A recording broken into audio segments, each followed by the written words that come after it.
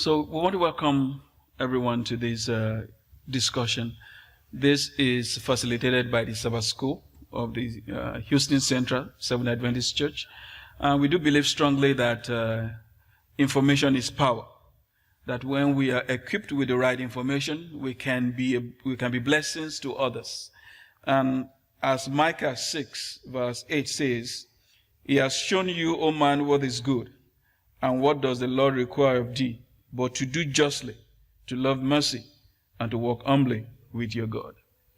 And so we are doing this from the Christian perspective because we have challenges.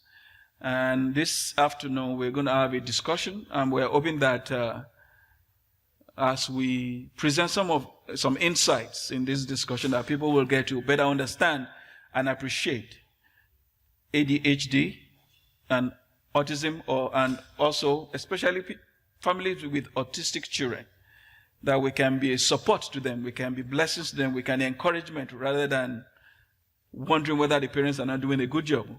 We need to put ourselves in their shoes, and then we can better appreciate what they've gone through. So I have Sister Monet. Sister Monet is going to share a briefly professional history with us. And then I have Sister Sonia. Sister Sonia is a mother of an autistic child. And some weeks ago, she shared some insights with us. So we will definitely be benefited from those insights. But I'm going to start with Sister Monet. Can you please quickly introduce yourself to us and let us, and then Sister Sonia will do some introduction as well. Thank you, Brother Obrima. My name is Monet Morgan. I'm a licensed master of social work and a case manager at the county hospital. I spent several years working with the state with Child Protective Services, and during that time I did have to deal with a fair amount of children who had ADHD and autism. Since then, I've worked in the skilled nursing facility setting, and like I said before, now I work in the county hospital where I do see adolescents and adults who have both of those diagnoses. Sister Sonia, you want to just share an introduction with us? The parent of a child with autism or is on the spectrum. She's 13 years old, and today I'll be sharing my experience, what I've learned. What I've learned as a mom, how it has made me better, and how I have helped her to become a better person. Thank you so much. So let's start with this question.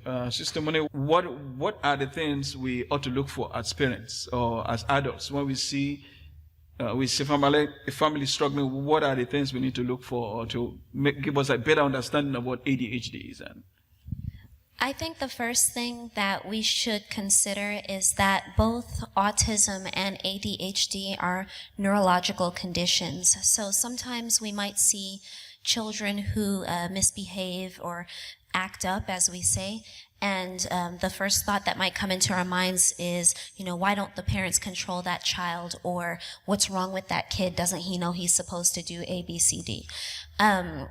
Not knowing that sometimes we might be coming across a child who is not able to control themselves because of a neurological condition that they have, being ADHD or ADD and autism. So some things that we can look for in both of those cases would be a hyperactivity, inability to sit still and focus, to pay attention. That's one of the biggest signs that we can look for.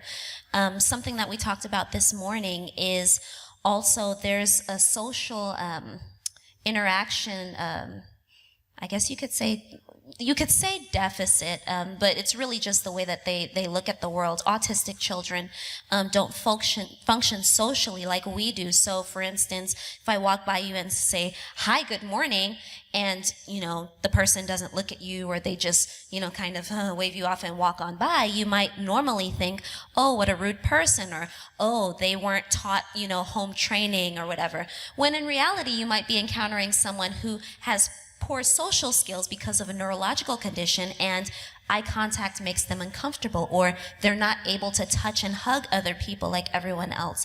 So I think those are two of the biggest things as we come together as a church family, and even as you interact with people and children in other circles, that could tip your mind off that there might be something else there other than just a rude child. I can tell you of my experience. When my child was born, everything was okay, everything looked normal. But then the main thing that got us concerned was the delayed speech. And I think for most kids, I think that's one of the more popular ones. They're not talking at the time when they should be talking. So that, and actually someone pointed it out to me, say, hey, she should be talking more. And then right then and there, as soon as we found that out, we jumped on it right away, and we went straight into early intervention. So look out for those cues. It may not always mean that the child is on the spectrum, but once you see those little signs, right ahead and check it out, because you never know. Another thing that could tip you off that you either have an autistic child or you're working with an autistic child is being overly sensitive to different sensory income. For instance, a kid who has an absolute meltdown because this feels wrong, that's not quite normal for children. A toddler might throw a tantrum about this and that, but somebody who's continually having a meltdown about the way things feel, or they're seeing too much, they're hearing too much, they're tasting things and it makes them emotionally unhinged. That is actually one of the signs that you're dealing with a child that is autistic. Also, an inability to process other people's feelings and points of view. And this might be with children who are a little bit older, but somebody who is unable to pick up on those normal social cues that we all have of reacting to something that is happy, and boundaries, something that's happy, something that's sad, something that's scary. They don't have the normal responses per se. That could be an indicator. It is not a certain thing, but it could be an indicator that you're dealing with a child who might have autism. And also some kids are sensitive to sound and light. So those things too can indicate that there may be something different that's happening. All right, thank you so much for those insights. As we talk about ADHD and autism, when we talk of spectrum, because that is something I learned a few weeks ago about the spectrum. What will we explain in terms of spectrum? In terms of is it something? Do autistic children do they all exhibit the same traits, or what are the things that when we define spectrum, how do we explain that to someone that is having some challenges but cannot explain what's going on with the kid? I would explain it as a disorder that affects almost every organ system, every functioning system of the body. For example, you have some autistic children who are completely non-verbal. Then you have some autistic children who can learn to be verbal, and you have other autistic children who are verbal, but perhaps they just need a little speech therapy and coaching and so on. You have some autistic children who have no functioning in their bodies. They're curled up. And they also have other things going on. But you also have different levels of physical ability in these children, because remember, it is primarily a neurological thing. So in the brain, if it's the control center and you have a disorder that's acting on all the different areas of the brain, then different systems of the body could be affected by this disease. So on the extreme edge, you might have children who cannot speak, cannot communicate, are very curled up physically, have a lot of gastrointestinal issues, which is a big thing with autistic children, which is strange, and just, completely not really functioning except that they are alive. And then on the other end of the spectrum, you have, your people who get movies made after them because they can calculate, the extent of pi in like 3 seconds, like the 16-year-old girl who sailed across the Atlantic in her boat to fight for, the greenhouse warming, all these different things. You have people who function spectacularly on the other end of autism. All right, thank you. When we talk of autism, Sister Sonia, what would you consider the greatest challenge as a parent with an autistic child, what would you say, what would you consider as some of the challenges that you faced? I know that it's still, God is good, it's a joy, but before you were able to put your arms around everything, because it took a process. So what would you consider as some of the biggest challenges that you faced? I can mention both physical and mental, because the mental one was the hardest one to overcome. And it's really acceptance and getting to know her and knowing that whatever she's going through, this is going to be for the rest of her life. So that part is the other part. But then I had to buckle down and say, this girl, if I work hard, she will be okay. So that was the hardest part for me. Then the other part is sometimes at strange moments, it can get hard. For example, if you want them to do something at certain times, then it can be hard at that time, you know? Because when they're stuck on something, they are stuck. If I want to do something or if she wants to do something, she can be stuck. I have come to the point now where I can reason. And so that when I reason, then she can analyze for herself and say, okay, and be, you know, and find the appropriate answer or do the appropriate thing. But at one time, it was a little bit harder for compliance in some situations, not all. If I could add, from a clinical perspective, dealing with autistic individuals, ADHD, we're talking about them together, but I've often found that people who have ADHD are able to kind of, I guess I could say, hide it better, function better amongst the general adult population. You know, they just get written off as somebody who can't sit still or who's always moving. You know, they've got this thing going on, twirling the pen, you know, they're doodling, they're doing that kind of thing. Their brain is not even there. They've gone 100 miles ahead of you and they've already arrived at the answer. They're just waiting for everybody to catch up. So that kind of functioning often gets more easily integrated into our day-to-day lives as adults. But adults with autism, I see them in the county hospital coming in, and those would be the adults that we would often have to do the emergency detention orders on, you know, send them to a psychiatric hospital for psychiatric stabilization. And the challenge with that is that a lot of autism, first of all, is not curable. They don't know the inception of the, you know, what it is. They don't know, there's no cure for it. The brain is operating in a different way.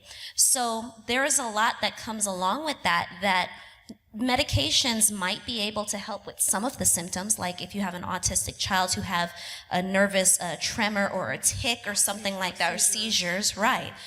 There are medications that can help with a lot of the symptoms, but some of the behavioral aspects, not all medication can help with that. And oftentimes when you start to medicate a person, there's the space to go even overboard to where you have somebody who is now not even able to function because they're under so much medication. So then you have a 19-year-old, for example, who is staying with his grandmother, and the grandmother cannot handle him because he's a big, strong guy. He starts to lash out and act out. So what happens? They come to the emergency room, and he has to get sent off to a psychiatric hospital because, you know, he has these aggression behaviors, and he looks like he's schizophrenic or whatever. But underneath all of that is that he's autistic. So what would be an advice? Because today we have individuals that have not been diagnosed, or they've gone under the radar because parents sometimes are not informed. So what advice will you give to parents that don't know? What are the things do they need to look for? How can they help?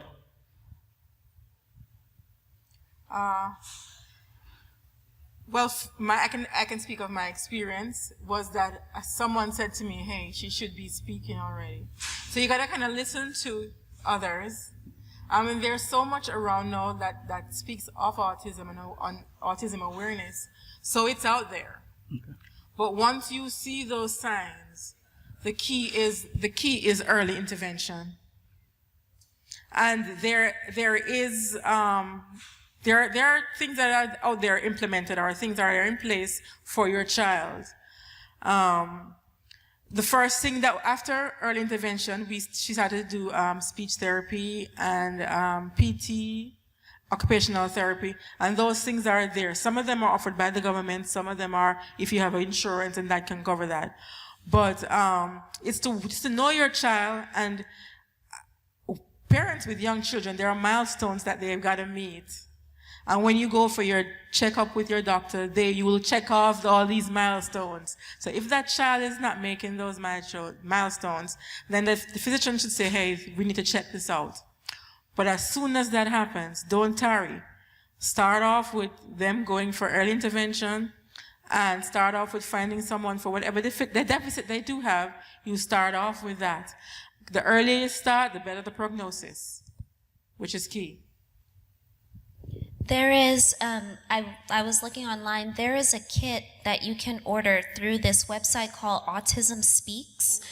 It's called a 100 Days Kit for Young Children because, again, like Sister Sonia mentioned, one of the first indicators is the speech or the lack thereof or a problem with the speech. And that happens around age, 2, 3. You start to really notice, like, wait a minute, they should be doing more.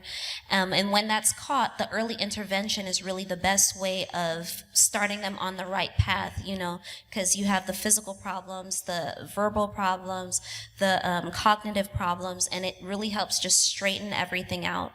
I know on my side of things, it really does help to have a community around somebody who has autism because everybody doesn't interact the same with everybody. I guess I put that very simply. So you have certain people in your life that resonate with you when you're going through certain things that are able to calm you or that are able to talk to you. People with autism are exactly the same. Everybody that's in their lives can speak to them in a different way. And sometimes it takes all of those people in order for that person to function healthfully.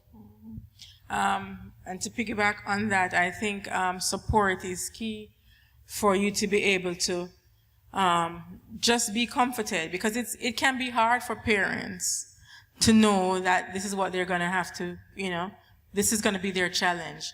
But I think in the last meeting I said that it's my gift. I've been gifted, right? God chose me because he knew I could do it. So because he chose me, I will do my best. But I do still need the help from my friends. And there's nothing that can replace that friendship or that support that you get from your church or from your friends or from your family. And sometimes we may not come out and say, hey, ask to say, can you do this? But just coming up and saying, hey, what do you need? Or just not even saying anything. Just being there and looking out, and we can know when you're looking out we can know when you're looking out for each other. And that makes a world of difference. That gives the parents with children on the spectrum comfort to know that I don't have to worry because I got friends and family that will have my back no matter what. And for that for me, it's in spite of all the challenges that we do face, we know that we are not alone. And God forbid, if anything should happen to us as a parent, there will be enough support for that child no matter what. That is true. So all of us, as a community of believers, we are supposed to be, we are here for one another, isn't that correct?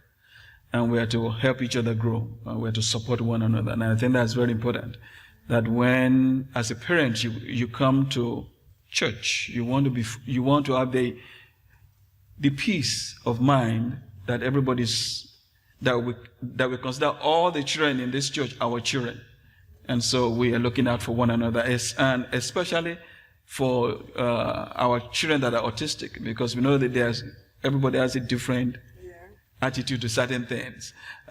She was sharing with us last time that her daughter can get into cars and she said, I'm going with you home today. But somebody was able to think and say, oh, you know what, I need to talk to your mom. I need to talk to your mom first and everything. And in talking to her, that family was able to understand that that is an attitude here. She's a very pure, she doesn't hold any, she sees everybody the same, clean. So when she talks to everybody, she's happy, she's excited. So what are the expectations? You mentioned one thing of being have the rest, the peace of mind that when they're here, you know that they're with family. So specifically, what do you expect? And Sister Monica can share some lights on that. I do remember a conversation that we had last time was about the class. We had a class a couple years ago, I think, that was specifically for our children with autism, because we have at least, 4 or 5? 5. Children Yes. in our congregation with autism, and the number one thing that was needed, I believe, was volunteers, right? Yes, because I started the class for them, and I had some Sabbaths was about four of us, but it was only me, and I tried it for as long as I could. We got support, but we got support in kind, in terms of in material stuff. People were willing to give pencils and paper and anything. I'm sure if I asked for money, I would get money, right? But sometimes that's not what we need, right? We need physical, and not just me. I mean, these kids want to feel everyone else except their parents. My kid doesn't want me to be with her everywhere I go. She's close to me, mind you, right? But she has her time when she wants to be with her friends, so they want attention from other people apart from their family. So, and mind you, this church has been very good in terms of, for my daughter, I can never say thank you enough, because I feel comfortable when she's here. Okay, so that I am grateful for. How is that enough? Maybe not. I mean, I'm grateful because that's more than we would get from other places. But we can step it up a notch, to get a little bit more personal with her. I think that's what I would need. A little bit more personal with her, not generic. Like, hi, Serena, bye, Serena, because we all do that, and she loves that. But take it a little step forward to be a little bit more personal with her. Just sit down one day and just have a conversation. You may not know which direction it's going to go, right? But she can hold a conversation with you if you kind of know how to ask the question. And if you don't know, you will learn. And you don't even have to learn. Just the fact that you're even talking to her, right? And she may seem like she's ignoring you, or she may seem like she's not hearing, but she's hearing every word. So I think how we could step it up a notch is just be a little bit more personal, one-on-one interaction with her, do things with her, go places. Well, I wouldn't put it that far, but do a little bit more involved. Maybe, give her stuff to do. She likes to do things, so give her a job. If you give her a task, she's going to complete it. Right? Hands-on. So I think that's for me would be what I think that we could do to help parents, not just me, but parents with kids with autism.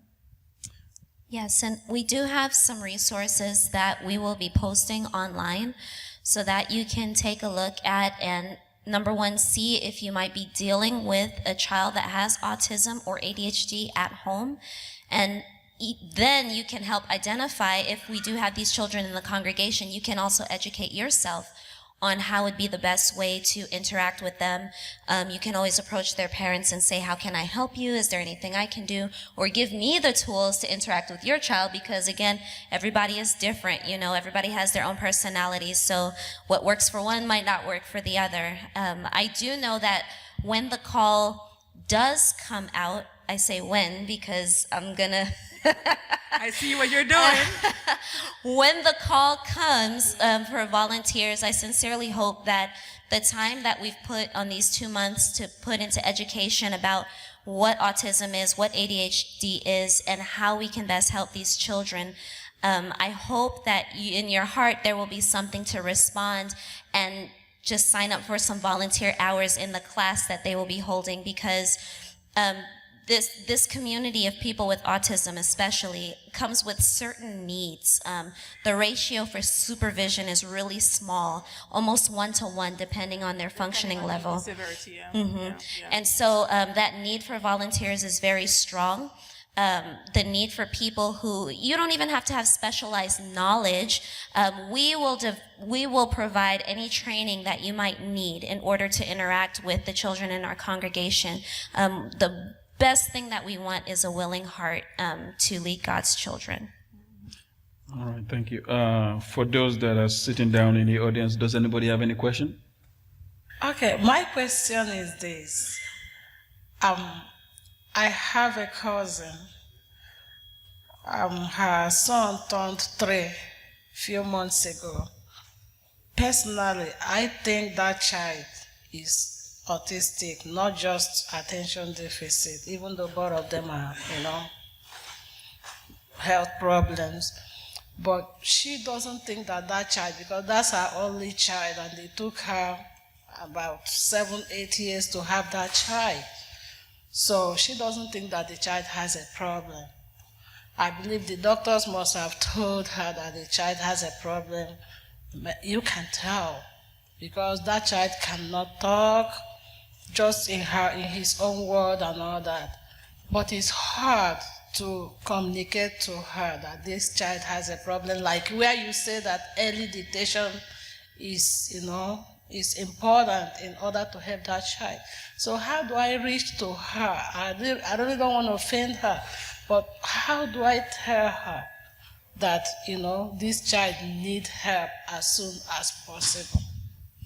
Can I ask, do you know if she might have any bias towards thinking that her child might have a problem such as autism? Is there another family member that might have some issues, or is there something in her history? No. Okay. Well then, education is your best bet. And I say that because, and you can speak from a mother's perspective, but from my perspective, education is your best bet. It's so much better when these things are caught early, and maybe you could just pose it to her that, it's not a death sentence, it's not as if the child will have problems from here to kingdom come were they to be autistic. That's not it. It's 2019. There's so much that is available to our children in this day and age. So just let her know that there are tests that the child can do. There's screenings that can happen that can just help her determine where the child is. And if it's nothing, it's nothing. But if it's something, she would rather catch it now so that the child can begin the many kinds of therapies that they need, as opposed to later when it might be too late to correct some of the cognitive and developmental issues that might occur if it goes on unchecked. And for me, I think what would work is if when you talk to her, you don't mention autism. You just say, hey, this child, she's a little delayed in her speech. Let's find out why. And then maybe we can find a pamphlet that just indicates early signs without it even mentioning autism. These are the signs for autism without a diagnosis. But at least just say, find out why is this child not talking. And then from there, it's baby steps until, okay, the child is not talking, it should be talking. What other signs are we seeing? And that doctor may be able to say, hey, there are a couple of signs that indicate that something else is wrong. Let's send her to get testing to see what it is. And I think that way it will come a little bit more tasteful than to say, hey, I think your child is autistic. Go get that child tested. No, there's something a little bit that's not where it should be. There's a little bit of the delay. Let's work to see what's causing that delay. And from then on, you will get to find out that yes, this child is, or is this child not. And if the child is, okay, then you kind of look to the future and say, hey, my child is autism, but this can be the outcome if you do what you need to do. Right? If you do what you need to do, this child can begin to learn life skill. Right now, my daughter is learning life skill. If she's cooking, She's at home, she wants a sandwich, she's making the sandwich herself. So she's got to the point where she's much more independent because of early intervention. No, she's not perfect, she's got a far way to go, but they will begin to teach them skills so they can function. So at the onset of you realizing that the child is autism, kick forward to the future. Because they are, this is what can happen. Okay? So it's not doomsday. Right? Things will get hard. But you go through the hard because it will get better if you persevere and you do what is right. If I could just offer, it might help her if you did some research as well. You know where she lives. You can get on Google and just research some institutions, agencies, things that might be helpful to her. Just write them down and just, hey, I kind of looked it up, if you're looking for a place to start. Because sometimes I know for each one of us, if we think something is wrong, some of us would rather do everything else than confront the thing that is wrong. That might be what she's up against. So just make it easy for her to just make a call. Do we have any other question? There's another question? Is that correct? Yeah, my question is, when a child with autism, I wouldn't say act up, but they're in my my experience, they may seem louder than other kids.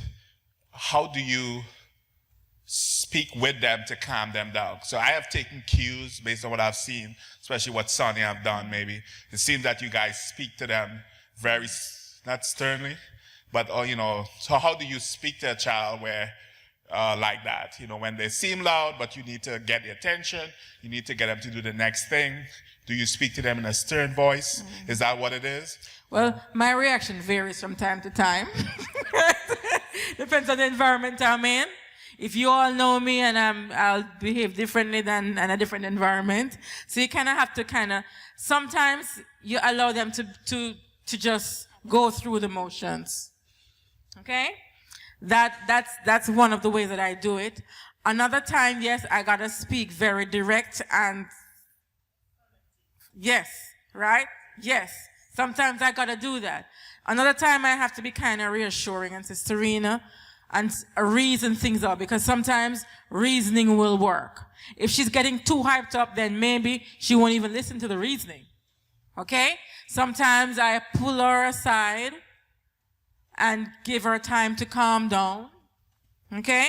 So there are so many different ways to tackle it.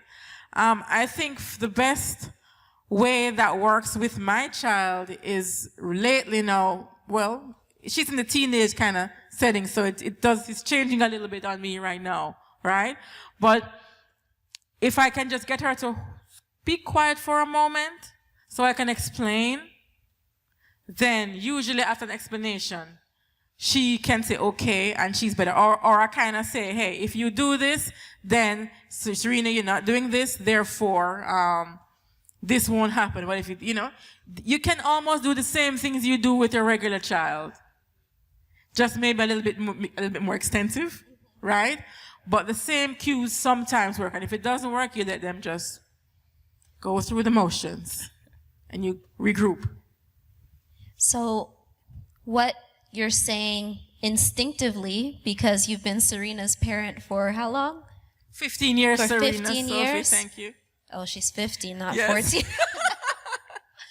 So what she's saying instinctively, that if you're dealing with a child that's not yours, or maybe with a child that's just beginning to exhibit some behaviors, you have to know why they're doing what they're doing. She's been dealing with Serena for years, so she knows, is Serena having a stimulus overload? Is she just around too many people right now?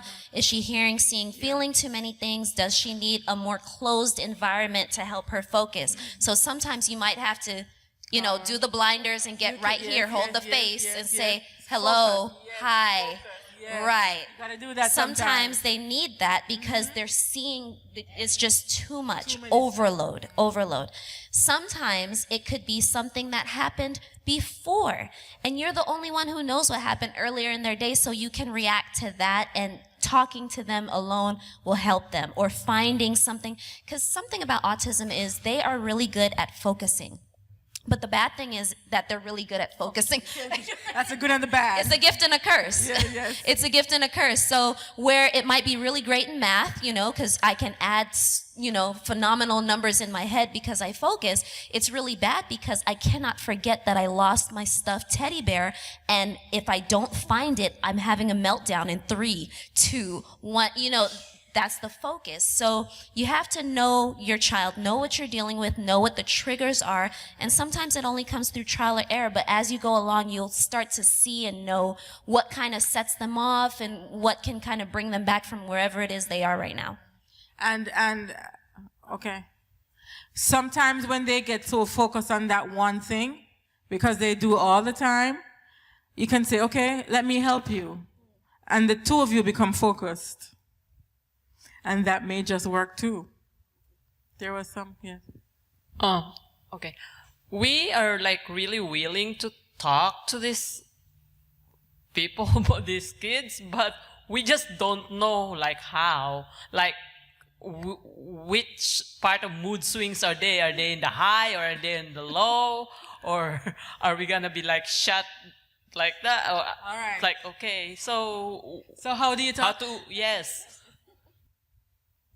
Yeah, I was just going to add, and I think Monet was like you were reading my mind. For each of these kids is different, and I'm sure Sister Sonia would tell you that. Even for her daughter, different times differ, and even to what Sister is saying there. So sometimes we are not the parent, you have a child who you are blessed with that. Some of us may not be blessed with that. So sometimes when we see we don't know what to do. Like Mo said, one thing I found even for Serena works. Even with me, when I see her like that, I go, I say, Serena, look at me, and believe you me, if she does, she calms down. Then you can tell her, okay, sit down, or do you want this? And she immediately, she comes and she says, okay, she answers you. So if we can take the approach, no matter whose child it is, and they're going like that, because sometimes there's different levels of autism. Different levels. So for whichever one it is, be kind, be calm, be affirmative. Tell them what you need them to do. I need you. Look at me. They look at you. I need you to be quiet. I need you to sit down. They want to hear. They don't want you screaming at them because they have a lot of things going on at the same time. You don't see, but they feel. Yeah. All right? So we need to help them. They may not be your child, but you the adult, be calm and go to them and calmly talk to the child. All right? If you do that, you'll gain their attention and help redirect them also. So that answers your question, Sister Vilma. Okay? Yes. That helps with your question. I think that's part of the answer. But she is expressing, I think she's expressing some of the things others might not be able to express. That how do I engage in conversation? And if I engage in conversation, what is the guarantee that I'm going to be able to be successful in conversation? So I think you're right, Sister Mavis, that every child is different. But when we start a conversation, we want to be patient, because they are not on the same level with us. Everything is they have some stuff going on in the brain that they might not be able to express at that particular time. But as adults, when we do decide to engage with Serena, with Audrey, with John, Brother Drawley has 2 autistic sons too.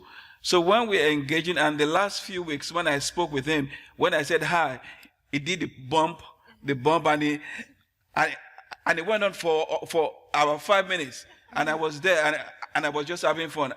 And the father said you could do that for as long as I wanted. So we did it for about 5 minutes, and I said, you know what, I think my hands are getting tired. He said, okay, and then it stopped. So that is just a part. I'm not saying that is the only answer, but I do think that when we do talk with our children, whether they are autistic or not, I think one of the things is we need to be patient. You can't rush. If you want to have a conversation and rush, then we are all in trouble. Because sometimes we need you to take your time to really talk to them and get to know them. I think that face, eye-to-eye contact is key. If you're walking past her, of course, sometimes you can say, hi, Serena. But if she says hi to you, it's good if you look her and respond by saying hi back. Because if you just say hi and going, hi, Serena, hi, and that's it. And just saying, calling attention, say, look in my eyes, Serena, look in my eyes. Once she catches your eyes, you've got her for as long as she's looking at you. So just say, hey, look at me, or just look at her when you're talking to her in her face. And she usually gives you some kind of response. But if you're walking past her, just a simple hi. No, as a parent, I understand that not everyone knows how to communicate with her. That I've accepted. So no one should ever feel guilty if you're not as talkative to her as you, But I do want you to talk to her though, right? But at the same time, I think if you command her attention, talk to her, or not even talk, just be kind. Just show her friendliness, or give her a hug, because she loves hugs. Or, it's say maybe a nonverbal or a verbal communication. Both will work. But I think just saying, hey, eye to eye is where you would get her better. Remember that it's okay to ask the parents. So, for example, you know that this child is autistic, you're not really sure how to reach out, you're not sure that if you touch them, they might have a meltdown, and then you'll be like the church lady who touched him and he had a meltdown. So it's okay to ask the parents, what does your child like? Like, what do they like to talk about? Maybe it's cars. So you could say, hi, how are you doing? Wow, do you know about this car? And they might look at you, they might not look at you, but they might be hearing you. And the next time you see them, hi, you know what? I saw this kind of car today. Before you know it, they might be coming to look for you to find out what kind of car you saw that week.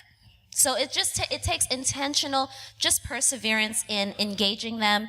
You think they're not paying attention, especially the more nonverbal autistic people. You think they're not paying attention, but trust me, it goes in a bucket that sometimes they will be the most loyal people to remember who speaks to them, who doesn't speak to them, who is their friend. So it's not wasted. It's not. Any simple encounter is appreciated. My quick question is the don'ts. I don't know if you mentioned that. What are some things you shouldn't do to stim? I heard like noise, maybe. What are some don'ts? And then my brother here can.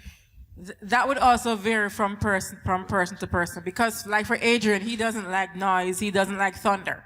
So if you know it's gonna rain and you know Adrian, you gotta make sure that he's secure and he's okay. Serena, she doesn't have much hang-ups where it comes on to, she's whatever, nothing She doesn't really like when people ignore her. That's that will. money. She if will she calls follow to you you. and you don't answer her, she does not like that. So that would be her. So I think if you know the child and understand the child, then you'll definitely know what the do's and the don'ts are. Is that answer? Okay. I would say oh, I'm sorry. And we can also, just like Sister Moni said, you can actually ask the parents too and say, what are the things that she doesn't like? So that when you're approaching the child, you know exactly boundaries, so that you don't set up anything that the child might get upset or might get agitated or something. One of the biggest don'ts that I can answer to that question is don't not engage. Don't hang back. Don't be fearful of, oh my goodness, I might start, autism child apocalypse. Like, it's really isn't that serious. It's serious, but it's not. Don't be fearful of engaging another human being just because they might react some way that you're not sure. Just do it. What's the worst that could happen? Right. What's the worst that could happen? Yes. You'd be like, oh no, I'm sorry. Tell me what to do next time. And that's the end of it. That's the end. All right. Now, if you look around here, we only one child here, which is her sister, right? Yes. My point is, this discussion should be more intense with our age groups, because this is one of the things I noticed when I first started engaging with her, that she came in and normally the way hi, and she was ignored. I felt cold water ran through me. you know. So I had to call all the people involved to the side and told them, I said, no, her problem is your problem, is our problem. And if somebody says hi, it owes you to tell the person hi back. I mean, that means because that person is giving you respect, right? You have to give that person respect back. So I will appreciate it if we can organize this same setting or symposium, seminar, or whatever, you know, in a setting so that all these kids too, they understand what the adults are experiencing now. You know, all these tricks you're giving us now, they need to know it too so that they can, because she's more with those ones than the adults, you know. So if we can do that, I appreciate it. Yeah, thank you. That's an observation which we would also take in advisement. I think the other part of it is as parents, we also need to go home and educate our children. Like my daughters, my two daughters, in the last couple of weeks or couple of months, we have been having a discussion about a lot of stuff. Part of it is autism and ADHD. That when anyone, whether it's Serena, is even at school, when somebody says hi to you, somebody intentionally comes in front of you to say hi to you, that means they have thought about you. Isn't that true? And when they say hi to you, you better be responding. Because one, you're a child of God, and that person is a child of God too. So I think we can, definitely, I think you're right, we do need to instill some understanding with our children. But as parents also, when we get home, like this is going to be posted on the church's website, where you can actually go in with your child and actually go through this presentation so that they can have an understanding also of their own expectation. And I think the more we reinforce, which call it a positive word, positive reinforcement, and the more our children, whether teenagers or adolescents, or they will catch on, and hopefully as we keep encouraging them, as they see us also interact with Serena, with Andre, with others, even whether you have ADHD or not, our interaction is supposed to be what?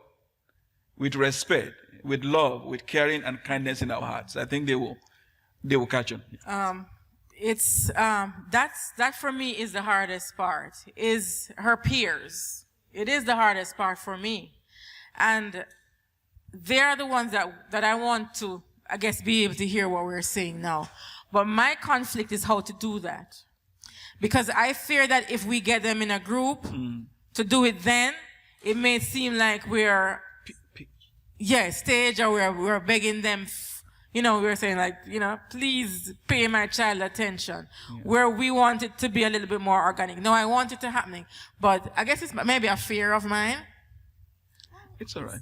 It's a fear, it's a reality, but it's also something, I was director of the club for 2 years, and we had Serena there, and you can see, you're going to have people in every group who are unfortunately naturally callous to regular human feelings, so you could try to get them to feel all day long and they're lost to it, they're doing their own thing. Then you have those people who are naturally empathic, they're going to feel everything, if somebody's sad, they're going to be all the way sad with them. Then you have those people you kind of had to coach along to pay attention to other feelings and things like that. So in the club, I could see a progression of the children's reaction towards Serena. And the thing about it is, children are not original. They're not. They think they are, but they're not. I thought I was, but I wasn't. I modeled what I saw my parents do. I modeled what I saw other people do. And so let's say Serena comes in the room and I modeled, dismissing her. What do you think the kids are going to do? When Serena comes in, you say hi to her just like you say hi to everybody else. If everybody's picking up stuff, Serena's picking up stuff. She might have to have a little helping hand. Okay, it's over here. But she's doing what other people are doing. If she's starting to do, sometimes autistic children have tics or nervous muscle movements that they do. It could be anything. And Serena's is she'll do a hand flappy thing and she'll jump, and it's when she gets overloaded or different things, or she's thinking about something and she just starts doing her thing. Sometimes, it's like, okay, it's a little bit and she calms back down. But sometimes it's like she's going for the Olympic medal in like hand flapping. And it's like, Serena, please calm down. Never in an angry tone, never in a, oh, you're too much. Oh, I can't stand when you do that thing. Like, we really have to model what we want the children to do with her, because this is what happens. After a while, I would say to some of the older girls, like your daughter, for instance, Samantha, Samantha, will you please keep an eye on Serena? Lo and behold, you will see her doing the exact same things that I was doing with Serena. And the other girls too, even Esther and even Tayo, his daughters, you'll see them modeling the same way that I'm treating Serena. Serena, sometimes I'll put a hand on her shoulder because that helps calm her down sometimes. Serena, or Serena taking her by the arm. They're modeling what we've taught them to do. So, I mean, yes, they could be in this forum. Frankly, I think this is a little bit too slow and boring for them. We'd have to jazz it up a little bit by, teach them about autism. But one of the biggest ways for them to learn how to treat people with autism specifically is to model that behavior for them consistently. That means that we have to be intentional about seeking out Adrian, seeking out Serena, seeking out Brother Jean's daughters and sons, and engaging them on purpose. That way our kids can see us engaging them on purpose. Yeah. I think that's key. Now, at school, there's a model at school, they call it the best buddies. And what they do is they pair Serena with a regular functioning child. So that child is always going to be looking out for Serena, maybe calling her, checking up on her. And I think that's something that we could adopt. Maybe not one child consistently, or maybe one child consistently. I don't know.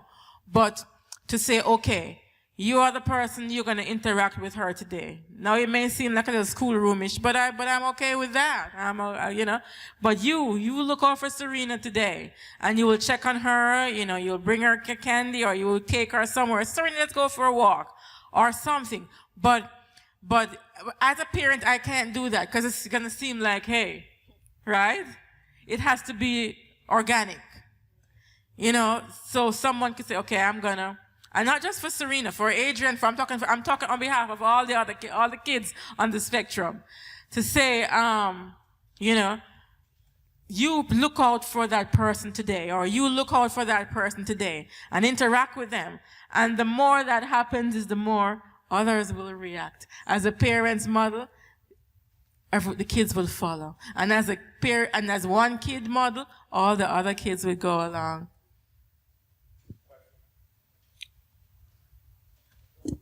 Okay, I think it will help a lot if you're gonna have a little, I don't know if it will be in a paper or whatever, like the personality of each kids, because I know a lot of members of the church are so willing to communicate with them, but it's just like general public that we don't really know. That's what I said earlier. Yeah.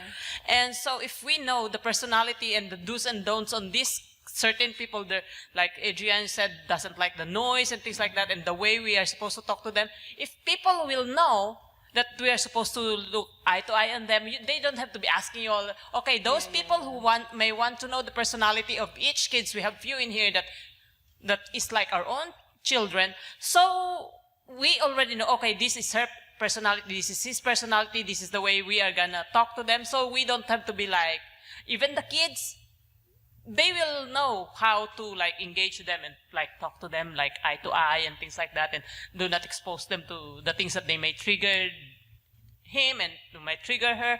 So I think it will help, like, knowing to know these personalities of these growing like preteens, teenager kids, approaching them differently, and I think it will be like generalized, like everybody will know each personality and communicating them to them differently. It will help the whole family church. It can help you feel more comfortable. Yes, and the way we approach them, it will be nice. Like their fan page, their like their page, It's a good idea for information's sake. However, for safety's sake, yeah. I don't think it would be such a good idea. We do this morning, Sister Loy, she's one of our educators. She does special education. And what she said was true. We do have a lot of visitors all the time. And you do have people who unfortunately will prey on people that they know specifically to be intellectually disabled or such the like. We wouldn't want to open up our children to, being able to be called out by name or by personal characteristics recognizably so that somebody could take advantage. So I understand what you're saying. And maybe it could be on a information request basis, that if we printed it out and somebody something like said, that for- I would like to, can I please have information, then we Yes. could have something typed up. But I don't think we would want to put it in the bulletin. For people, rather than every time you explain how their personality. My suggestion would be talk to parents, and I think that is very important. Rather than definitely as a superintendent, I would not print anything out for anyone. The best thing is talk to sister. So I love your daughter. I like to talk with her. What can I do? What is it? And then the parents can tell you, oh, you know what? This is what you need to do. And then because the problem is we are not talking to each other. So if I talk to Sister Sonia, if I'm willing, and I love kids, and I see Serena all the time, and sometimes she says hi to me, and I walk by, and I'm afraid, the best instinct would be to call Sister Sonia and say, you know what, your daughter says hi to me, and sometimes I don't know what to do. What are the things? Then she can give you a little bit of a information. And it's not a bother. You won't be, if I could take a liberty, you won't be bothering them to ask. Well, we can put that in the bulletin. We're hoping that you will help to spread the word for us. You wanted to say something? Jason. Right? So spread the word. If anyone wants to know how to react to my daughter, please come and talk to me. But really, there's no script. Yes, but something like that we can put in the bulletin. We have a number of individuals. If you would like more information and then put a contact, we can do that. Yes. Okay. What I would like to see, brother, is this program in the divine service. That's what I would like to see. I mean, AY, yes, right? But at least in the when you put in the for the divine service, more people are there, more people are aware, and it's not like I'm targeting you to talk to you. To say, hey, you better be kind to my child. No, it's everyone is there, so it's open. Yeah. That's what I would like to see. All the children are our kids, and it does, whether autism or not, we have to be kind to one another. Isn't that true? Yes. And so if that is our characteristics, because we love the Lord, then we ought to be kind to everyone. We ought to pay attention. We ought to take time to say hi. And if somebody says hi out of respect, we say hi back, and we say it with a smile because we love the Lord. Yes, ma'am. The only questions I had, like Sister Monet was saying, in reference to the kids, we have to keep their safety in mind. So if y'all have a volunteer, when I say y'all, I'm from Texas, I'm sorry, but if y'all have a volunteer, those volunteers can be trained as to how to care for special education children, autism, ADHD, child who's blind, and they're in your classrooms, then the volunteers are trained. So when they're called out for volunteers, that's the time the volunteers come, and then they can get the information that that the volunteers corrected.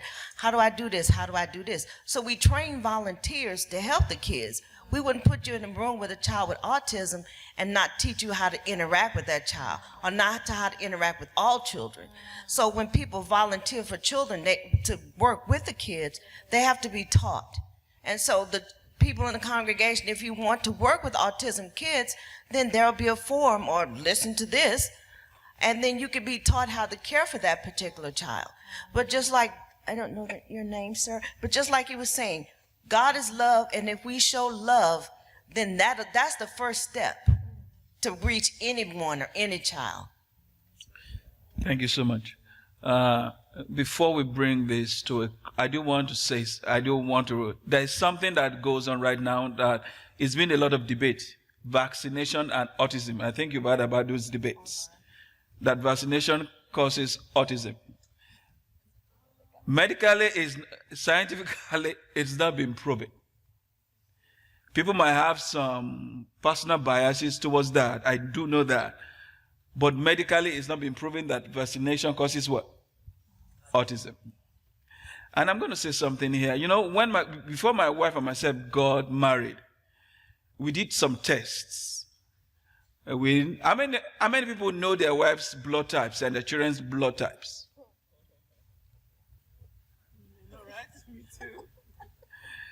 And those are some of the things we do before you get married. You check a few things to see whether you are compatible. For example, I have a cousin that has sickle cell anemia in his family. And when he wanted to get married, we told him to go check. He was upset. But when he checked, his fiancée has sickle cell in her family. Guess what? What happens? Exactly. And it was painful, but now you are making an informed what? An informed decision. If you decide to go ahead and get married to her, you do know that you are going to have some challenges in your life. And you have to be prepared. And so the choice is just, I don't know what is happening today, whether people do any test anymore, but I'm just throwing that out because it's very important. God has created us to be intelligent beings. And we have a lot of resources that we can use at our disposal. Having said that, autism is very real, isn't that correct? Sister Sonia is a living witness, and some of our parents here are witnesses. And we can be a community of believers as we help each other. She mentioned something last time that Serena would love a sleepover. And the good news is that some people are planning that already. And she already went on one too, you know. Oh, awesome. Yes, she did. Sweet. So she's going to have a lot of memories that as a church, we all came together to make her dreams come true. And that's what we are here for. God has called us together to be loving, kind, compassionate. It's not something we do, it's who we are, because we are connected to who? We are connected to Christ. Before we close, I just want to thank Sister Sonia and Sister Monet. Like you said, we are going to try and work something out to see whether we can get all the young people, but more or less get the old church more involved in understanding the challenges we face as a family. Huh? Sister Sonia's challenge is our challenge as well. Yes. And I wanted to make, a special introduction. Okay. I have my clinical supervisor here, Miss Carla Maddox, and her mother. They came to be with us today. Thank you so much. She's the one who is helping me along the road so that I can be a resource to you guys. And so I just want to thank you guys for being here today. That means a lot to me. Thank you so much for coming. Thank you for coming. Do we have any other questions before we close? No, I just want to say, I know a lot of people had concerns about the next steps, what we should do, talk to the kids. I am just saying, praise God, this is the step one.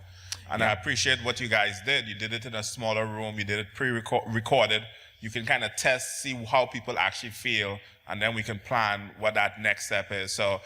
And the other thing is you're actually using the recorded method. A lot of times we kind of just do things in a room and it's only like 20, 30 people know about it. Now we have that opportunity to probably put it online, share it, and start that dialogue.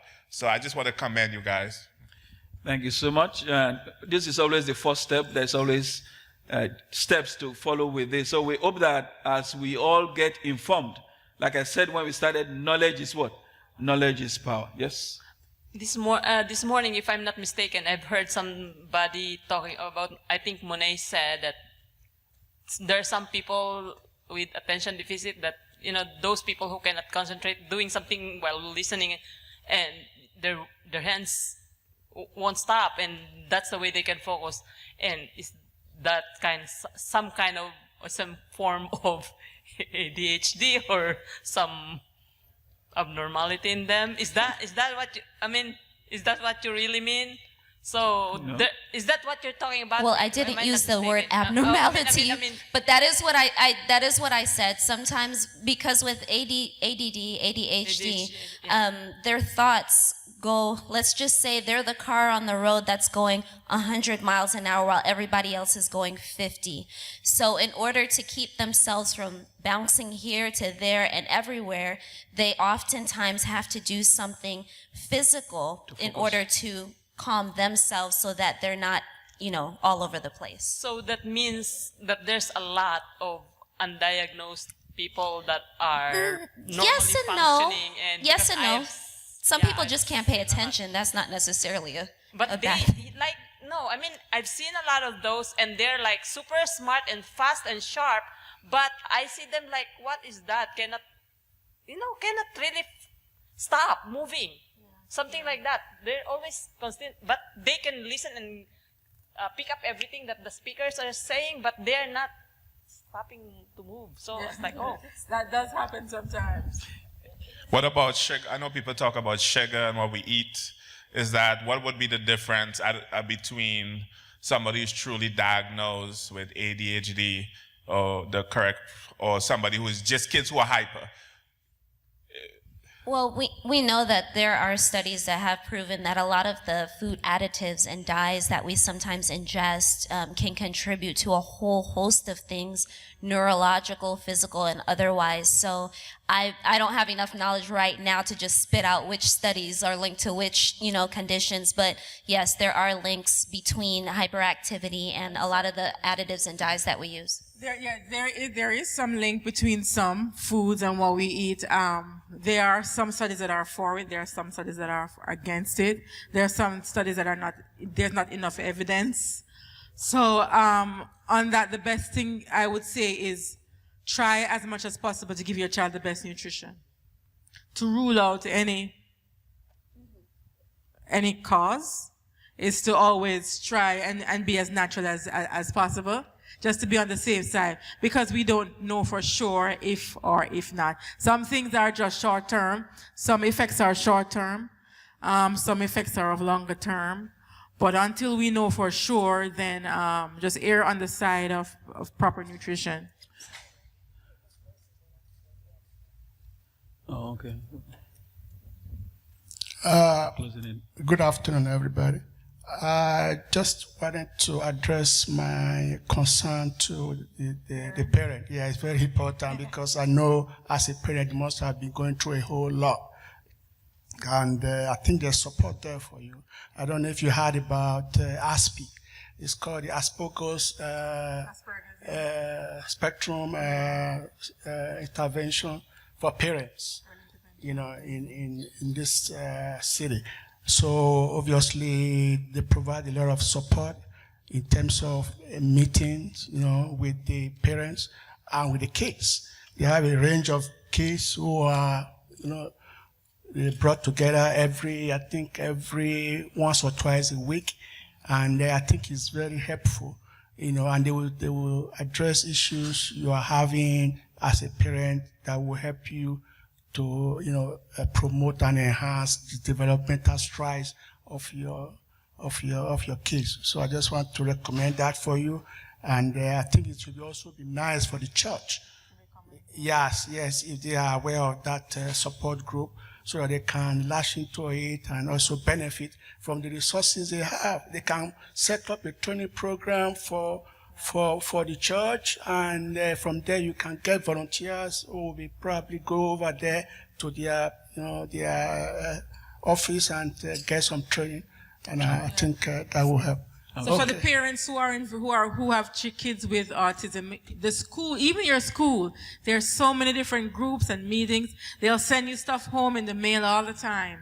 Don't ignore those little letters or those little mails, because you never know. The more you know, the better you're able to make decisions. If you don't have the knowledge, you will not have the resources to make a decision. So don't ignore those little papers that come home in the girls in your kids' backpack, because that's where lies key to many things that they can get and that will help them in the long run. I worked at child and adolescent psychiatry at Fort Hood, and one of one of the things that I did was I diagnosed children with ADHD, attention deficit hyperactivity disorder. And just because a child may have a tic or nervous disorder doesn't mean that child has ADHD.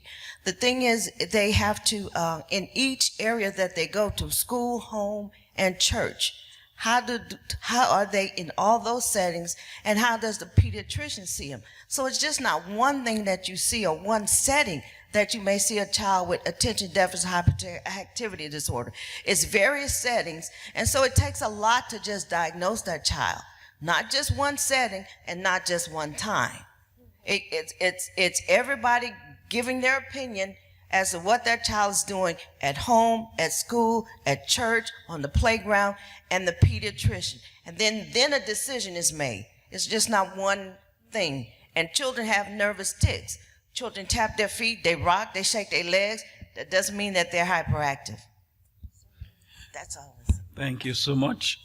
I think you want to kind of close it down, but I would want to say that my last statement is really a charge to everyone here, because sometimes we do a lot of discussion, and it's in our mind, but that's where it's stuck.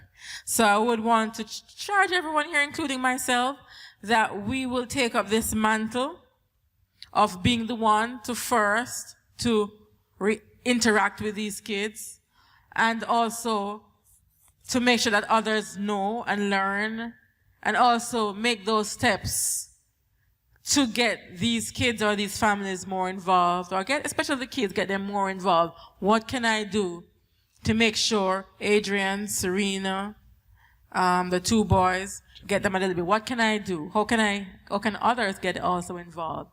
That would be my charge, so it doesn't end just with an idea or with a panel discussion. Thank you so much.